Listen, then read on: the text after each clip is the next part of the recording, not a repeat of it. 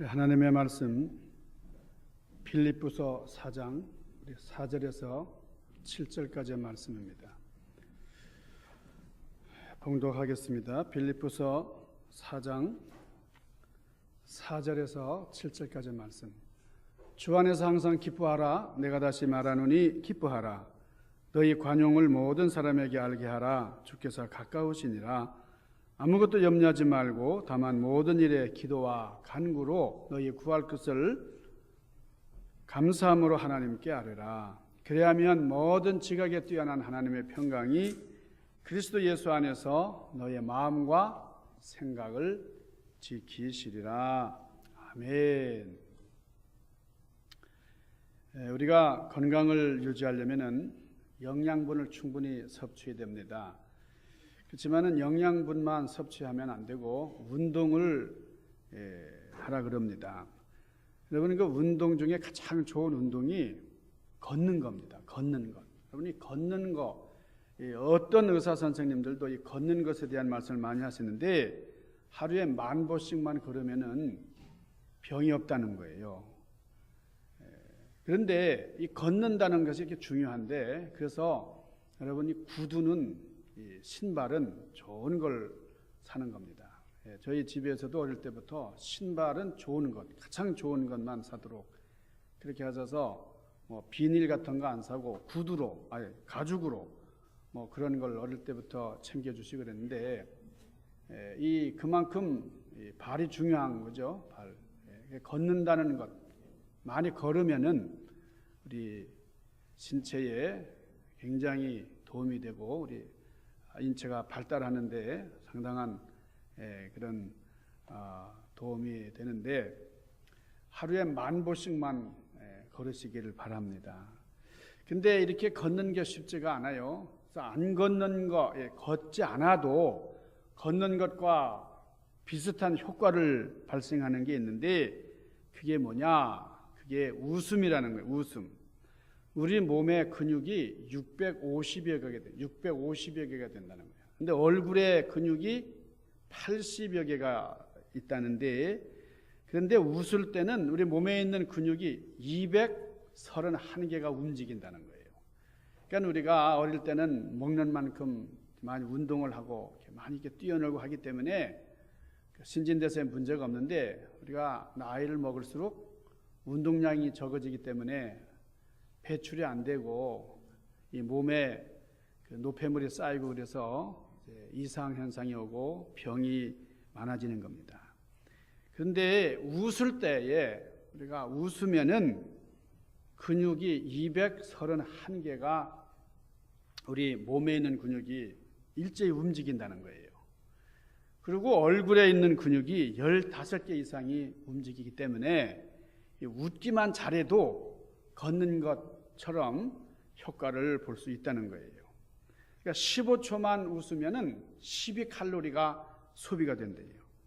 그리고 이틀 동안 수명이 연장된다는 거예요. 그리고 윗몸 일으키기를 25번 한 것과 똑같은 효과가 있다. 웃으면은 윗몸 일으키기 25번 운동한 것과 똑같다고 하니까, 여러분 15초만 웃어도 수명이 며칠요? 이틀 연장된대요.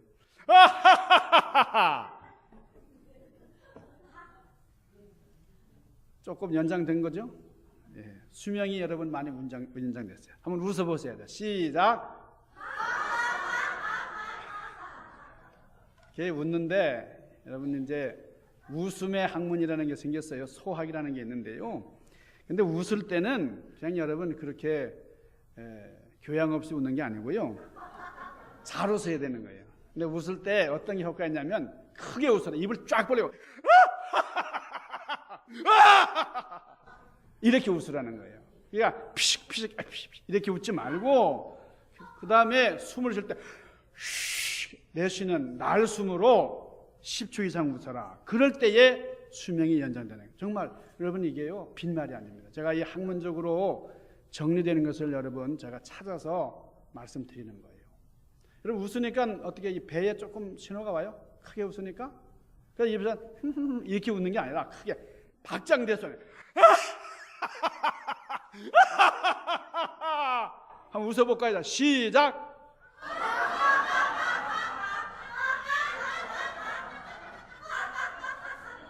아유, 웃는데 우리 강경인 권사님이 제일 기쁘게 웃으시는 것 같아요. 예. 배가 아프도록, 배가 끊어질 정도로 웃는 것을 우리가 박장대소라고 하거든요. 박장이 뭐예요? 이 장에 충격을 주면서 웃는 거예요. 박장대소를 하면은 여러분 정말 좋아져요. 근육이 쫙 펴지는 거예요. 참 항상 기뻐하면은 웃을 수가 있죠. 그러니까 우리가 할렐루야 하는 것도요, 하나님께 영광을 돌리는 그런 말인데, 하나님께 우리도 기쁨을 누리자. 그러니까 제가 하나님 그러면 여러분 막 웃으셔야 돼요. 시작. 하나님 할렐루야. 예. 여러분 진짜 오래 사시겠네. 여러분 인간관계는 무엇으로 알 수 있느냐? 이 사람을 많이 돈 벌게 만들어준 분이 있어요. 백만장자들을 만들어준 분이 브라이언 트레이스라는 분이 있는데, 그분이 그런 말을 했어요. 인간관계가 돈을 벌게 하고 인간관계가 성공적인 삶을 살게 하는데, 그 인간관계는 얼마나 잘 웃느냐에 따라서 결정된다는 겁니다. 여러분 기왕이면은 이렇게 모르는 사람께 쫙 가면은 앉아 있는데 말이에요, 좀 웃는 분한테 가고 싶죠. 찡그린 사람, 얼굴 뭐 이게 뭐 잡아먹을 듯이 이런 사람한테 가고 싶어요. 이 아이들은 다 이렇게 보고요, 이렇게 웃는 어른 앞에 가는 거예요. 웃는 사람. 사람과 사람 사이에 멀어지는 현상이 뭐냐? 웃음이 사라지는 거예요. 웃음이 없어지는 거예요. 그러니까 이혼하는 부부들 보면은 예전에는 뭐 툭툭 치면서 자기 어쩌고 막 그러다가 웃음이 사라져요. 이 뭔가 문제가 있는 겁니다. 세일즈맨은 잘 웃어야 됩니다. 이 백화점에서 상품들을 파는 사람들이 웃으면서 해야지 찡그리고 말해요. 다들 얼굴을 찌푸리고 장사가 안 되는 거예요. 도스토예프스키라는 사람이 소설을 썼는데, 이 사가의 기록이라고 하는 그런 소설이 있습니다. 거기에 이런 말이 나와요. 인간은 상대방의 웃는 모습을 항상 생각한다는 거예요. 저 사람이 웃나 안 웃나. 여러분이 생각하든 안 생각하든 무의식적으로 그런 생각하는 거예요. 그래서 당신은 상대를 전혀 모르는데 그 남자는 당신이 웃을 때 호감을 느끼게 된다. 그런 얘기를 했어요. 그러니까 웃는 사람에게 다가가려고 한다는 겁니다. 여러분 많이 웃으시기 바랍니다. 이 웃음이라는 게 우리 인간관계의 핵심이에요. 그러니까 잘 웃고, 이게 유머 있는 사람, 이런 사람을 매력이 있다 그러는 거예요.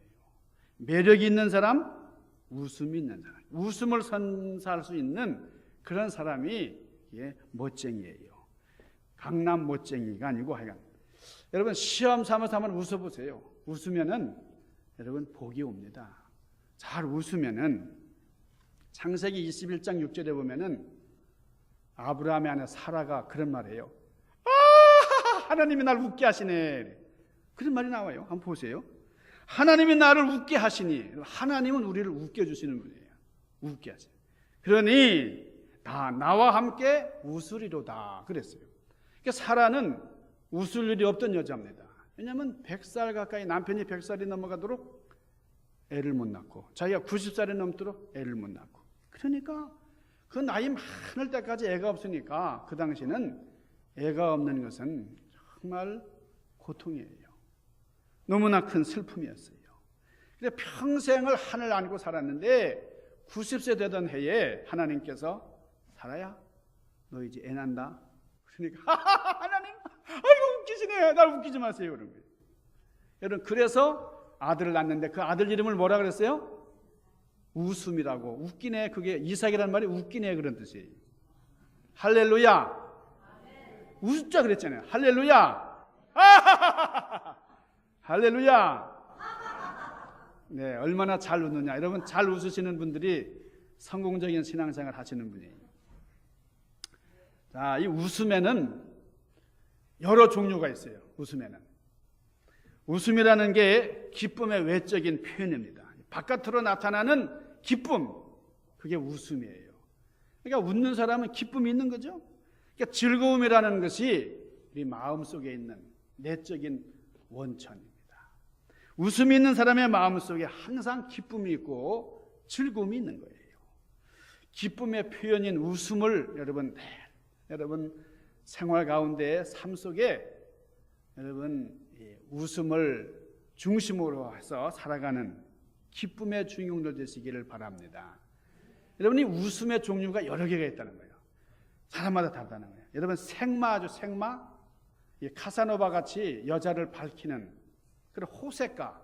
이 사람이 웃을 때는요, 걸걸걸걸 웃는다는 거예요. 걸걸걸 웃는다는 거예요. 여자만 찾는다 그 말이에요. 살인마의 웃음이 있어요. 킬 웃는 거예요. 요리사는 어떻게 웃는지 요리사? 쿡쿡쿡쿡 웃는 거예요. 남자 바람둥이는요, 여자를 찾아요. 허가 여자잖아요. 여자 바람둥이는 히히히 남자만 찾는 거예요. 애인 앞에서는 어떻게 웃냐면 하오 호호호 이렇게. 여러분 축구 선수는 어떻게 웃을까요? 킥 웃는 거예요. 여러분 동물은 진정한 의미에서 웃음이 없다는 거예요. 웃음은 사람만이 가지고 있는 특권이다. 제가 아까 이 귀가 먹먹했었는데 진짜 크게 웃으니까 딱 뚫렸네. 제가 이비인후과를 가나 어떠나 고민했었는데 웃으니까 진짜 이게 정말 여러분 신앙생활의 핵심도 즐거움이에요. 기쁨입니다. 예배 드리는 시간이 기뻐야 됩니다. 예배 시간에 찡그리고 앉아가지고 그냥 예배 시작부터 마지막까지 이렇게 쭈그리고 있으면은 이게 슬픈 일이죠. 우리가 영적으로 기쁨의 삶을 사는 사람, 건강한 사람, 신앙이 온전한 사람이에요. 그러니까 내가 신앙생활을 잘하고 있는지 아닌지를 알려면 얼마나 나에게 기쁨이 있나 이걸 보면 되는 거예요. 여러분이 즐겁게 신앙생활을 하고 계세요? 슬퍼요? 신앙생활이 지겹습니까? 오늘 사도 바울은 오늘 본문 말씀을 통해서 기뻐하라. 그래, 기뻐하라. 빌립보서 1장 18절에 보니까 이로써 나는 기뻐하고 기뻐하리라. 빌립보서 2장 18절에 보니까 이와 같이 너희도 기뻐하고 나와 함께 기뻐하라. 빌립보서 3장 1절에 끝으로 나의 형제들아 주 안에서 기뻐하라. 마지막 결론이 또 기뻐하라는 거예요.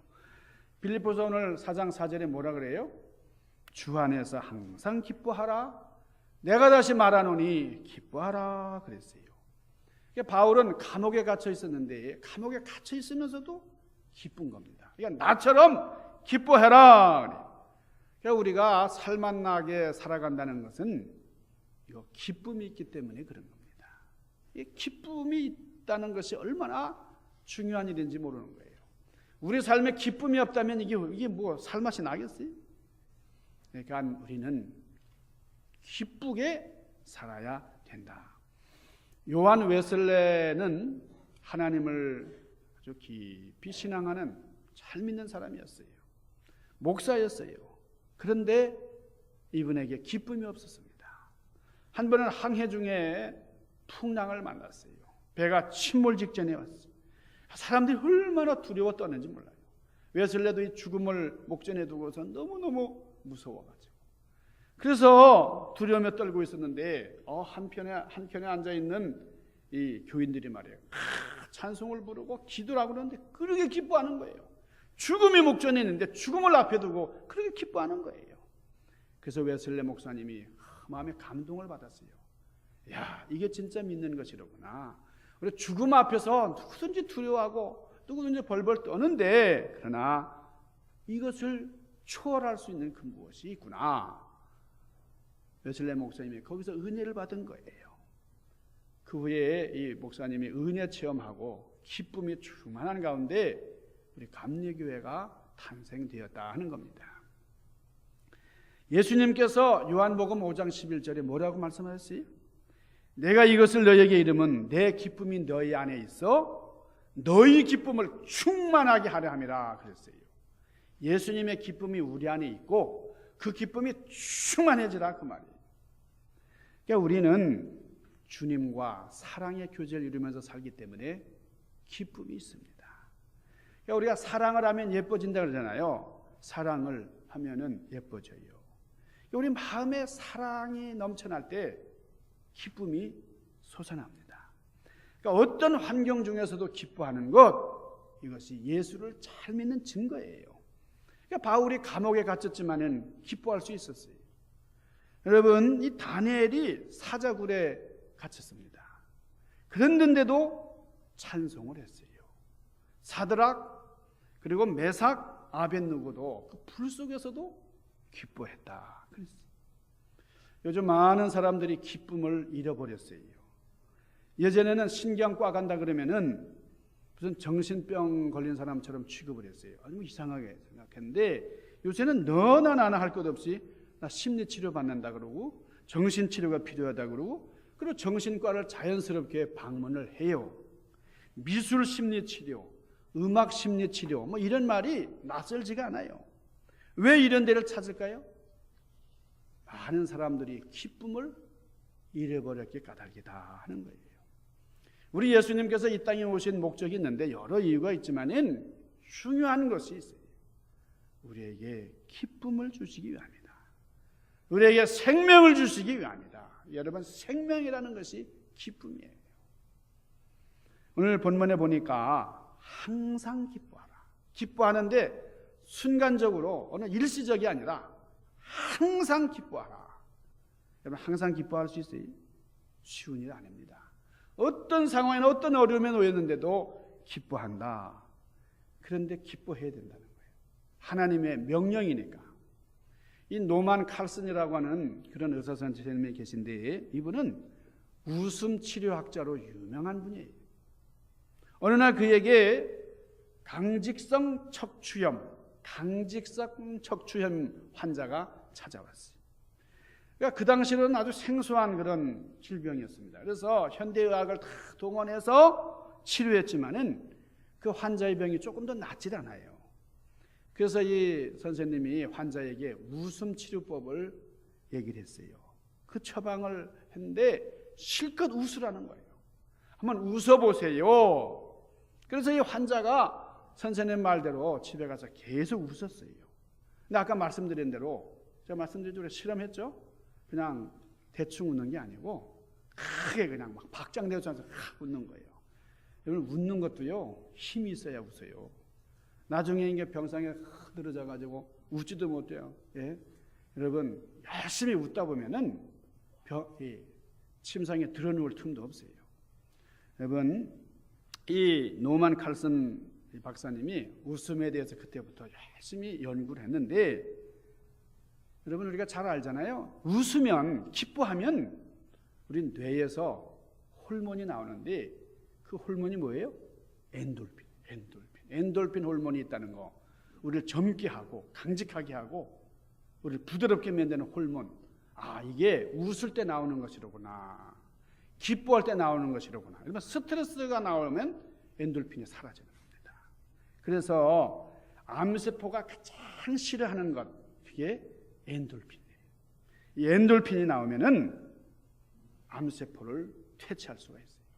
그래서 그 다음에 웃음 치료사라는 말이 생겼어요. 그래서 이 병상에 누워서도 계속 웃기게 하는 거예요. 막 안 웃으면 막 발가락을 간지럽혀 막 간지럽혀서 웃게 만드는 거예요. 여러분, 웃어보세요. 시작. 진짜 예쁘네. 너무너무 예뻐요. 근데 이 웃을 때에 스트레스에 대한 대응 능력이 강화되고 면역력이 생긴대요. 천연 마취제 역할을 한다는 거예요. 계속 웃다 보면 진통 효과, 이 소염제 역할을 하는 거예요. 많이 웃으시기를 주님의 이름으로 축원합니다. 근데 어린아이가 하루에 몇 번 웃느냐? 400번에서 500번 정도 웃는데, 어린아이가. 여기 우리 이제 애나가 있잖아요. 걔 얼마나 잘 웃어요. 웃는데, 근데 어른이 되면서 웃음이 점점 줄어서 나이가 한 60이 넘어가면 저 같은 나이가 되면요, 하루에 15번 웃는데, 15번. 좀 많이 웃어야 되는데 말이에요. 20번 웃는 것으로 이제 만족한다 그러죠. 많이 웃어야 되는데 말이에요. 그러니까 우리가 기쁨과 웃음을 간직하면서 그 웃음 속에 살아야 되는데 웃음을 잃어버리고 기쁨을 잃어버리면 그 인생은 종쳤다 하는 겁니다. 그래서 이 웃음을 연구하는 학문을 소학이다. 웃음 소자, 미소, 소자를 써가지고 소학이라 그러는데 이게 UCLA 대학 병원에서 연구를 했습니다. 그러니까 하루에 45분씩만 웃으면은 이 혈관의 피가 계속 이렇게 잘 돌아간다는 거예요. 피의 속도가 빨라진다는 거예요. 그래서 심장병과 동맥경화, 스트레스를 치료할 수 있는데 이게 웃음의 미학이다 그런 겁니다. 그러니까 이게 웃는다는 게 그냥 저절로 되는 건 아니잖아요. 생각이 긍정적이라야 되고, 그죠? 우리가 참 웃을 수 있는 그런 마음, 그런 생각을 많이 할 때 진정으로 기쁨이 있고 웃음이 있는 거죠. 여러분이 미국의 이 스누피라고 하는 만화 아시죠? 스누피라는 강아지가 나오는 그런 만화예요. 추수감사절이 됐어요. 스누피는 개니까 감사절에도 개밥을 먹죠. 그러니까 스누피가 처량한 거예요. 아니 사람들은 다 칠면조 고기를 먹는데 왜 나는 개밥을 먹냐? 이럴 수가 있나? 그리고 스누피가 자기 집 지붕에 올라가지고 탁 누워가지고 생각을 하는 거예요. 이거 뭐 감사절, 이거 뭐 다 칠면조 먹는 계절인데 나는 개가 돼가지고 이거 정말 형편없구나. 참 불공평하다. 내 신세 처량하다. 그렇게 생각을 했는데 가만히 또 생각해 보니까 아니에요. 아니 내 신세가 더 나쁠 수도 있겠는데 그런 생각이 떠오르는 거예요. 만약에 내가 개가 되지 않고 칠면조가 되었다면 어떡하나. 그러면 나는 강아지뿐만이 아니라 우리 사람들에게 잡혀먹는 그런 고깃덩어리에 불과했을 텐데 내가 칠면조가 되지 않고 개가 되는 것이 감사하구나. 그 마음에도 기쁨이 확 몰려오더라는 거예요. 여러분 오늘 데살로니가전서에 있는 말씀도 그래요. 데살로니가전서 5장 16절에도 보면은 항상 기뻐하라. 쉬지 말고 기도하라. 범사에 감사하라. 이는 뭐예요? 너희를 향하신 하나님의 뜻이니라. 하나님의 뜻이 항상 기뻐하는 것이다. 그 말입니다. 여러분 근데 이 기쁨이라는 게 뭔가 이걸 잘 알아야 돼요. 기쁨이라는 거. 기쁨이라는 거는 쾌락이 아니에요. 무슨 개그맨이 나와가지고 요즘에 그 개그 하는 거 보면은 진정한 기쁨보다는 일시적으로 그냥 웃기는 그런 게 기쁨이 아니고 그런 유머라든지 코미디 가지고 웃기는 그런 기쁨이 아니고 진정한 기쁨, 영적인 기쁨. 이게 언제 이 기쁨을 누릴 수가 있느냐? 주님 안에 있을 때만 가능하다는 거예요. 자, 오늘 여기 4절 봅시다. 4절. 오늘 4절에 뭐라 그래요? Rejoice. 주 안에서 항상 기뻐하라. 내가 다시 말하노니 기뻐하라. 그래요. Again 그랬어요. I will say it again 그랬어요. 다시 말한다. 한마디로 주님 안에 있으면 기뻐할 수 있는데 이게 쉽지가 않다는 거예요. 그러니까 기뻐하는데 다시 말한다. 다시 말한다. 다시 말한다는 말은 강조하는 거죠. 그러니까 하기가 쉽지 않은 거예요. 그러니까 기뻐하지 않는 사람은 주 안에 있는 사람이 아니에요. 자, 예수를 믿으면서 마사에 짜증을 부려요. 예수 믿는 사람은 우리가 은혜 받았다, 성령 받았다 그 얘기를 많이 하는데 여러분 우리가 찬송을 열심히 하고 기도 열심히 할 때에 마음에 기쁨이 우러나야 된다. 형언할 수 없는 기쁨 충만한 여러분 이런 영적인 경험을 하실 수 있기를 바랍니다. 이게 뭐 표현할 수가 없어요. 이 세상에 거 갖고 어떻게 세상 것으로 이렇게 참 표현할 수 없는 그런 진정한 기쁨이 오는 거예요. 그러니까 이런 체험을 못하고 신앙생활 아주 가벼운 물가 찰랑이는 그 물가에서만 노는 아이들처럼 진정한 기쁨을 체험하지를 못합니다. 우리가 체험 없는 신앙생활처럼 무미건조한 게 없어요. 우리가 신앙생활을 깊이 체험하면 거기에 기쁨을 누리고 나면 누가 뭐래도 우리는 변할 수 없는 하나님을 향한 우리 신앙의 여정을 일궈 나갈 수가 있는 것이죠. 자, 이집트 신화에 보면은 우리 사람이 죽어서 하나님 앞에 갔을 때에 질문을 하신다는 거예요. 질문을 무슨 질문을 받느냐? 첫째 질문이 그런 거예요. 너는 이 세상에 살면서 참 기쁨을 발견했느냐? 여러분 기쁨을 발견하셨어요? 진정한 기쁨. 너는 세상에 살면서 참 기쁨을 발견했냐? 물어보세요. 두 번째 질문은 그 기쁨을 나에게 가져왔느냐? 그렇게 신이 묻는다는 거예요. 그 기쁨을 가져온 사람들은 다 천국으로 가는데 그 기쁨을 가져오지 못한 사람은 지옥으로 간다. 이게 이집트 신화에 나오는 그런 이야기입니다. 여러분 기쁨은 고통의 반대어가 아닙니다. 고통을 없앤다고 자동으로 기쁨이 오는 게 아니에요. 여러분 고통만 없으면 기쁨이 옵니까? 고통 중에는 우리가 기쁨이 없습니까? 고통이 있다 할지라도 그 고통 안에서 기쁨을 누리는 사람들이 있어요. 주님을 모시고 사니까, 주님 안에 있으니까, 그래서 진짜 기쁨을 느끼는 거예요.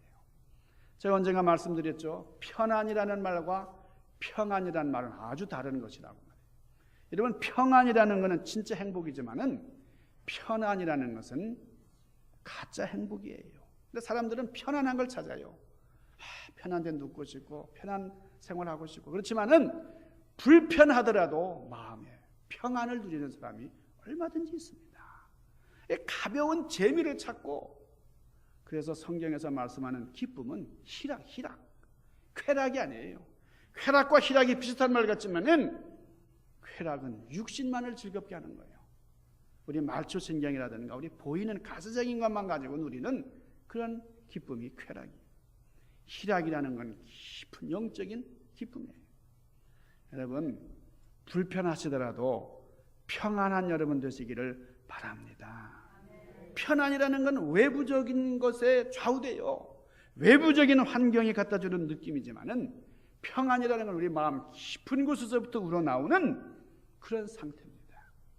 여러분 푹신한 침대에 편안한 듯을 누우면은 몸은 편하지만은 그러나 마음속에는 걱정과 근심과 여러 가지 불안 이런 것으로 가득 차 있으면은 진정한 기쁨이 아닙니다. 돈으로 침대는 살 수 있지만은 잠은 살 수 없다. 우리가 늘 하는 얘기잖아요. 돈으로 편안한 안락의사는 살 수 있지만 마음의 평안을 살 수는 없다는 거예요. 진정한 평안은 예수 그리스도 안에만 있다 하는 겁니다. 두 번째 오늘 여기 말씀 보니까 여기 5절에 뭐라 그래요? 너희 관용을 모든 사람에게 알게 하라. 주께서 가까우시니라. 그러니까 이 관용이란 말과 기쁨이란 말이 같은 거예요. 그러니까 기뻐하는 사람이 관용이 뭐죠? 관용이란 말은 넓은 마음을 말합니다. 용서하는 마음을 말하는 거예요. 좁아터진 마음이 아니고.